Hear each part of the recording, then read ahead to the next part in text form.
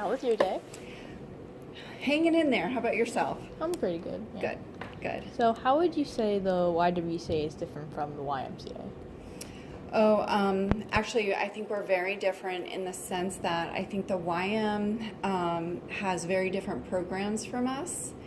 So, the YM is focused on, they are focused on having groups for children, and I think they all pretty much have some kind of exercise facility.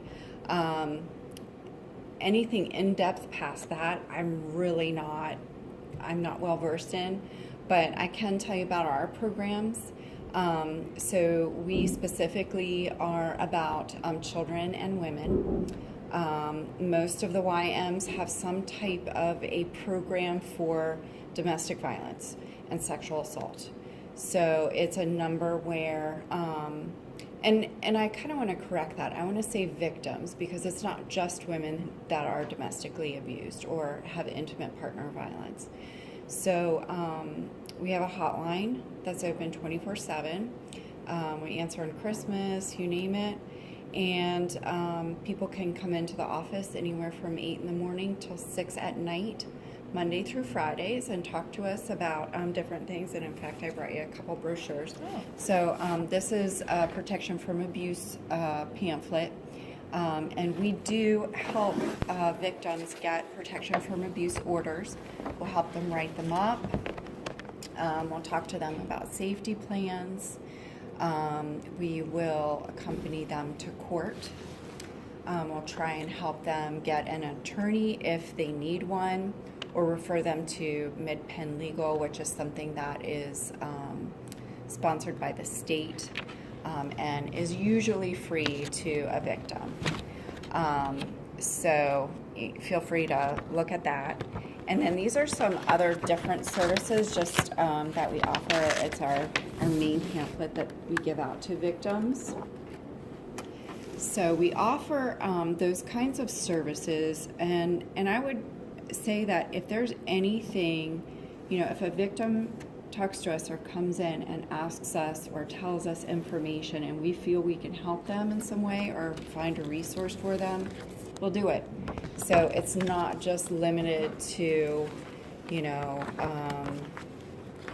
just the protection from abuse or just the court type stuff, or safety planning or therapy. I mean, sometimes they're in need of shoes. So if we've got money or gift cards because they're fleeing a situation like that, then we'll support them in that regard. Or if they don't have gas, then we'll try and help them get gas. So just really different things that go on in our community within the Y. Now, here within this main building is childcare. So I'm not a part of that program, so all I can really tell you is it's about daycare and, programs for kiddos. Yeah. Okay. So, why would you choose Hanover to build the YWCA here and not like some other place? Some other place like, what do you mean, like a more urban place? Anywhere else in like Pennsylvania. Okay. I think what the Y tries to do is they try to focus on all the counties and have some kind of Y within each county, so that either victims or families don't have to travel really far to meet needs like that, whether it's abuse or whether it's daycare or just programs. Like, I believe we have a program called it's Empowering Girls, and I forget the name of it, but so there are programs like that during the weekend. So, and like this art program, I mean, we do different stuff, but I specifically work for Safe Home, so it's kind of like under that umbrella. So, why would you say the YW caters to like children, women, and domestic violence victims, and not just one in particular? Okay. So the history of Y is that at first it was a Christian organization, and it was the W part stands for women. So whereas with the YM, the M part stands for men. So we focus on women because that's how the company, or organization I should say, was started. and they've always sort of been separate. They've never really integrated and decided to, make it family. It's because, and I can't say that this is for sure within the organization, but each one has their own sort of what they focus on or motto. And ours is eliminating racism and empowering women. So that's where the YW comes from. The YM, I'm not really sure what their motto is. You might want to look that up for that piece. So how would you yourself define domestic violence? Any kind of abuse, whether it be emotional, verbal, physical, financial, digital, because that's such a big part of today's youth. There's dating abuse for teens, child abuse, where families are struggling with the abuse in their home and say mom or dad is then also taking it out on the children. So it's really loud over there, but it's all encompassing. I mean, it's so well known for the concept of the physical abuse, but if you're looking at it on a scale of like what we're familiar with and everybody recognizes, and this side being sort of the high and what we're not all that familiar with and this being the low, physical violence is towards the high side, but financial violence is towards the low side, and that's in 98% of domestic abuse or intimate partner violence cases. So the things that are prominent or known in the community are not necessarily the things that are as prevalent. Does that make sense? Yeah. Okay. So were the services to domestic violence victims always here, or are they more recent in the past years? I want to say, and I hope I'm getting the date right, I want to say it was 1984 when Safe Home opened here. I do believe the YWCA in York already had a program, but then of course, it's everywhere. It's 1 in 4 women and 1 in 6 men. So it's a huge number, and you can't just expect everyone from, several different counties to go to one county to get those kind of services. So we found that it was a great enough need and that we needed advocates to help the community. That's nice. So what was the inspiration behind creating Safe Home? Wanting to help? I think with the program and the focus from all the counties, it was just inspired from what was already available. Now, I'm sure that each YW has their own different style and resources. So like at the York County Access, where they deal with the same things that we do, they get a little bit more funding because there's a higher concentration of people. They're getting a bit more calls than us. And so they have a few more resources that we don't have, but we're trying to expand and write grants and things like that to make sure that our county residents are covered. What types of people are being benefited through Safe Home besides domestic violence victims? I think families are definitely benefiting from the daycare because we also will, for instance, if a family is struggling financially or a single mom is struggling financially, then we try and offer grants for daycare.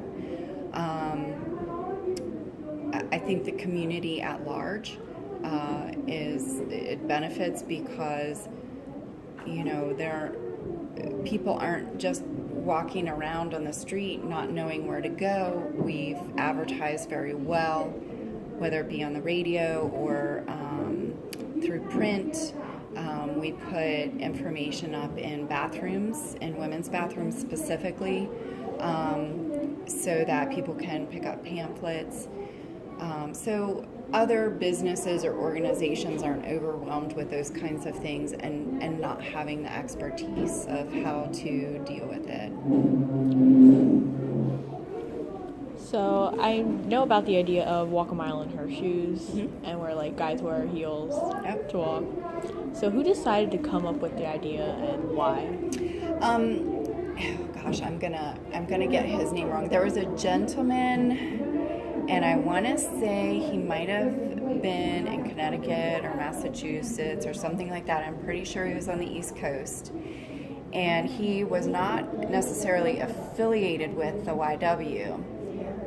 But it was a concern for him, and I'm sure he had a personal experience, whether it was a sister or a mom or something, maybe a friend, that had these experiences with domestic violence, and he wanted to raise money. And he also wanted it to be something that was brought to the attention of men, so that men then could also take part of it instead of being considered, and I don't want to stereotype, but so 85% of our clientele are women and 15% are men, and generally the women are abused by men. I wouldn't be able to give you the percentage of women to women just off the top of my head. I don't know that figure. But so I think he wanted to raise the awareness of men and how they can help instead of being considered the abuser or that stereotype.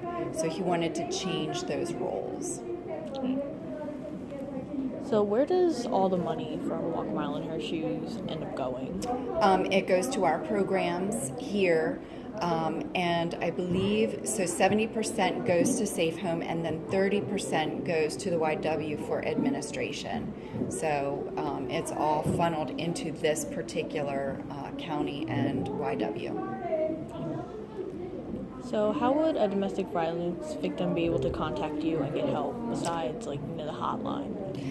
That's the main way, because we don't advertise our location, because we don't want abusers to be able to show up at our doorstep. For instance, if they believe that the person that is the victim or who they've chosen to try and control would be able to find that location. So the hotline is the main place, and then once we talk to them, we'll disclose the location and they can come into our offices and we can help them in that regard. We also have pantries, so if they're familiar with us and they're still struggling after months, we have pantry items such as diapers and wipes and things like that they can access, as well as non-perishable foods that can help supplement their income. Do you know these people, or do they just do it anonymously? Oh no, it's actually both. So people, when they call in, this may be only the first contact with them, and then they'll come in and sign some papers with us so that we can, let's say they want to sign up for therapy. Well, we have to have them sign a release of information so that we can get them signed up with a particular therapist. And so we definitely have face-to-face contact. It's direct casework for sure. When a victim calls the hotline, how does the conversation usually go? I don't know that there is a usual conversation. We get different types of calls, anywhere from just someone in the community who's struggling with homelessness. They just hear Safe Home and they think, oh, it's a shelter, so they'll call us and they'll talk to us about oh, do you have any rooms or beds? And because we don't want to turn anyone away, and we're a service organization for the community, we will give out numbers to the shelters that they would be able to call. So that's sort of like a minimum level, and then it can go all the way up to what we call a lap call, which is usually in the middle of the night, and you're getting a call from a police officer who has been called out to what is called a domestic situation. So there's been a domestic dispute at a household or wherever it might take place, and they'll give the victim a questionnaire to assess lethality, meaning is that victim in so much danger due to the controlling natures and the type of abuse that the abuser is, putting on that person, that it's possible they may be killed. So it's that extreme, from anywhere from like a simple phone call to, hey, can you help me find shelter, to you're in a really dangerous situation, let's do a safety plan, let's get a PFA in place. Do we need to take you to the courthouse right now for an emergency PFA? Because that's an option as well. Just because we may be closed at 6 p.m. doesn't mean that we won't drive someone down to York County Courthouse at 2 a.m. so that they can talk to a magistrate and get a PFA. So it's a really, there's a wide range of calls in there. What do you think they feel when they call? Are they like angry or sad? Does it also have like a wide range of emotions? I think when there's domestic violence going on in the home, there's a great deal of fear. And domestic violence is not it's a very layered and complicated issue. So there are a lot of myths surrounding violence and domestic violence, in the sense that, people are like, oh, why do you stay? And that's one of the hardest and most unfortunate questions for a victim to try and answer and explain, because they may have children with this person, so it's hard for them to leave because they, let's say it's a father or a mother, that's the partner. They may be financially tied to them due to the fact that maybe they're a stay-at-home mom or dad, so they're reliant on those finances. And when there's domestic violence, the person isn't 100% bad. Otherwise, you would have noticed that immediately and not continued the relationship. So there's a lot of love there. There is a lot of fear that something harmful will happen to the person that is the abuser, believe it or not, because that person can get arrested, that person can get evicted. Let's say they already have a criminal record and the victim is filing a protection from abuse order. Yes, it might be civil, but let's say they're on probation or parole, that could get revoked. So it's a very, very complex thing, depending on each victim's situation. Have you ever had abusers contact you and Yes. confront you? Yes. We get abusers that will contact the hotline, and sometimes they'll pose as a friend looking for them. Sometimes they'll say, oh, well, I have this PFA and I know my girlfriend or wife or boyfriend or husband came in there, and I need to collect evidence that this person filed a false report. So yeah, it does happen. It's not infrequent, but it's not frequent either. Do you think that Safe Home is going to continue to help more domestic violence victims throughout the years? Yes, absolutely.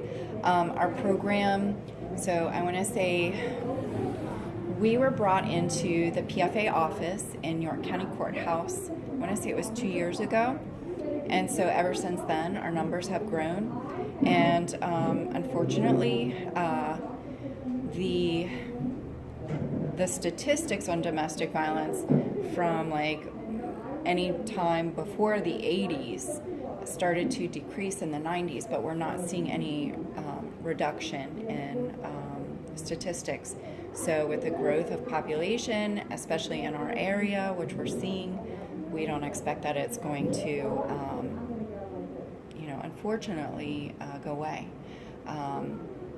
I actually, which is why you're talking to me, but I go out to the high schools and different communities, for instance, Future Leaders of York, and discuss red flags and what domestic violence is, how to prevent it, how to help a victim, what it's like to be a bystander and the proper way to respond.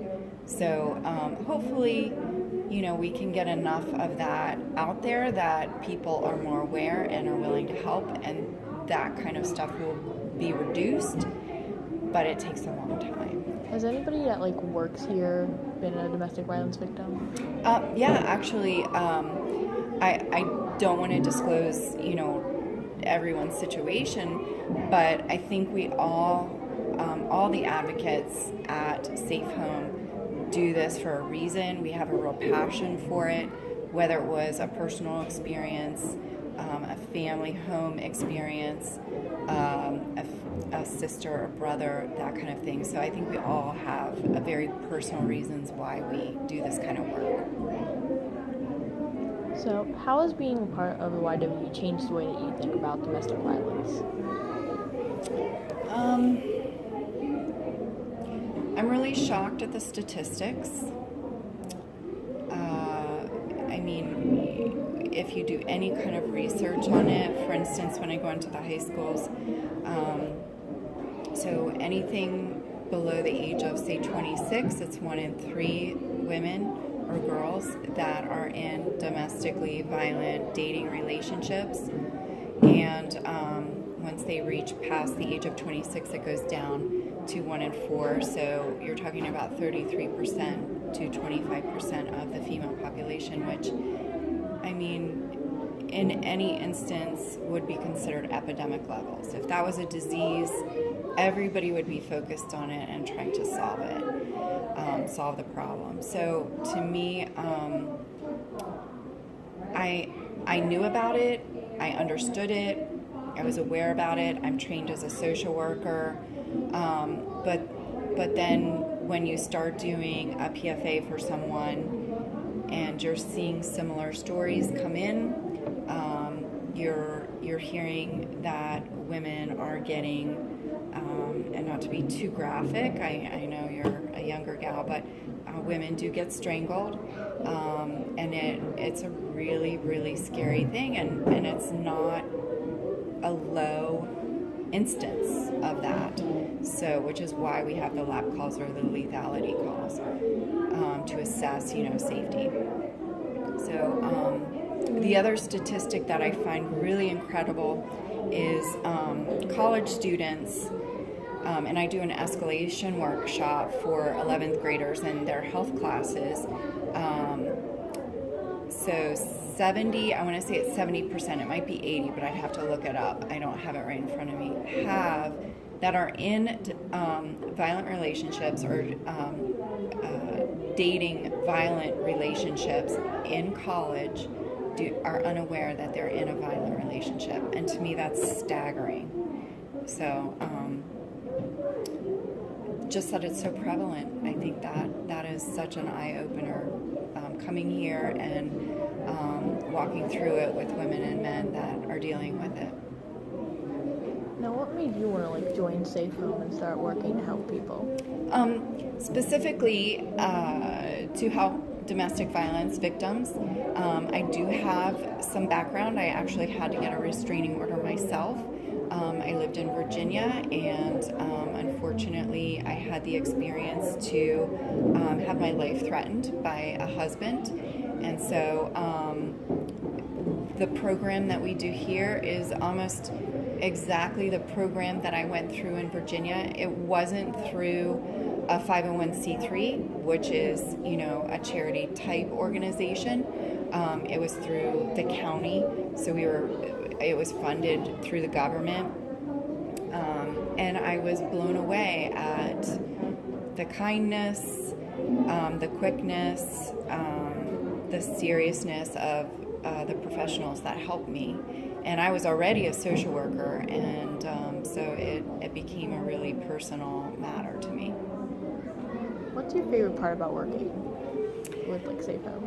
Direct service contact. I love working with victims. I love, I know that when I go home at the end of the day, I've made a difference. Even if it's just in one person's life, and all I've done is maybe calm some fears or give them some resources, I absolutely feel that the work that we do here is powerful and changes lives for the better. Yeah. So, Is there anything else you would like to tell me about like safe home and domestic violence? I think there are a lot of really good resources out there. These are some of the books that I brought over that I bring into the schools. Oh, and here's my card if you need my information. So there are a lot of really great resources out there that people are unaware of, and just making a few phone calls, for instance, just to our hotline, we can put you in touch with those resources. And it's been shown that within our community, that's the biggest concern. As advocates, we always thought it was a victim was struggling with transportation and finances and concerns like that. But in reality, their biggest concern is, what are the resources? I don't know what the resources are.